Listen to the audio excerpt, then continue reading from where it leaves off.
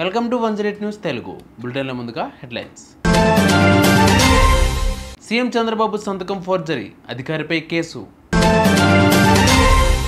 రైతులకు భారీ శుభవార్త, వారికి 10,000 నష్టపరిహారం.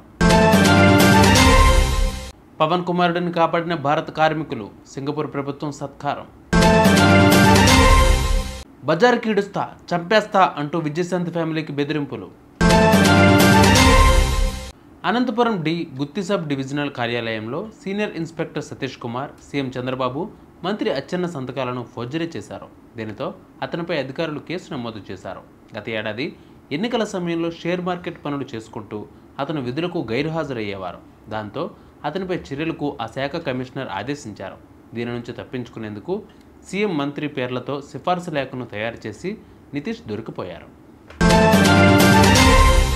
అకాల వర్షాలు, ఈదురుగాలులతో పంట నష్టపోయిన రైతులకు ఎకరానికి 10,000 రూపాయల చొప్పున నష్టపరిహారం ఇవ్వాలని రాష్ట్ర ప్రభుత్వం నిర్ణయించింది.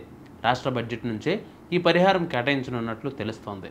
గత నెలలో 8,408 ఎకరాల్లో పంట నష్టం జరిగినట్టు నివేదికలో పేర్కొనగా ఈ నెలలో కురిసిన వర్షాలతో అది మరింత పెరిగింది.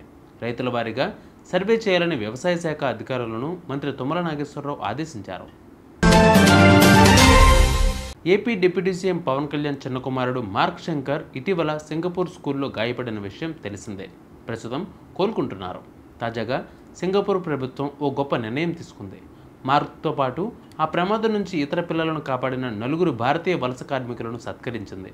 సింగపూర్ సెంట్రల్ బిజినెస్ డిస్ట్రిక్ట్ సమీపంలోని రివర్ వ్యాలీ రోడ్లో గల ఓ 3 అంతస్తుల భవంతిలో ఏప్రిల్ 8న ఈ అగ్ని ప్రమాదం సంభవించిన సంగతి తెలిసిందే. ఈ ఘటనలో 15 మంది పిల్లలు సహా 20 మంది గాయపడ్డారు.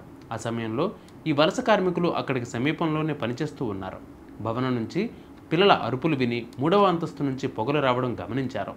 ఆలస్యం చేయకుండా సహాయక చర్యలను దిగి భవనంలో చిక్కుకున్న పిల్లలను సురక్షితంగా కిందకు తీసుకువచ్చారని సింగపూర్ ప్రభుత్వం తెలిపింది.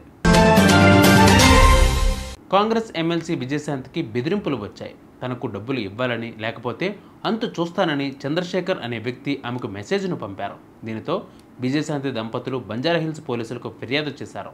వెంటనే అతనిపై కేసు నమోదు చేశారు. చంద్రశేఖర్ గతంలో విజయశాంతి సోషల్ మీడియా ఖాతాలను హ్యాండిల్ చేసేవారు. ఆ విధంగా సమాచారం అందుకున్నారు. చూసారు ఇవాళ బులెటిన్ అప్డేట్స్. మరిన్ని అప్డేట్స్ కోసం మా ఛానల్ 108 TV 24/7 ఫాలో అవ్వండి. నమస్తే.